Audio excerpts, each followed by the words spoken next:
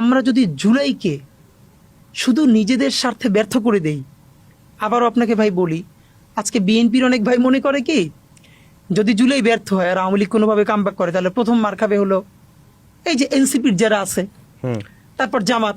বিএনপিও তো মারটার খাবে না। আপনাকে শুধু একটা কথা বলি, সারা দেশে অবস্থা যদি এরকম খারাপ হয়, সারা দেশে আপনি কয়জন এনসিপি গুনে পাবেন? পাবেন না তো, মারলেন।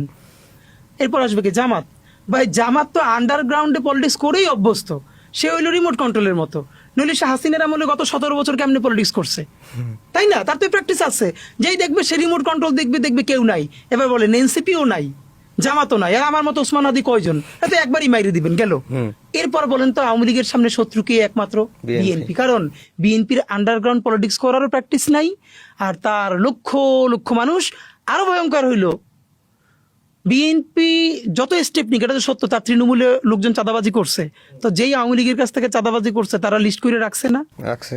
তারপরে মাঠটাকে চাঁদাবাজি না, মামলাগুলো তো 95% কে মামলা করছে, ওরাই তো নাম আছে না? তো তারা তো বাংলাদেশেই আছে।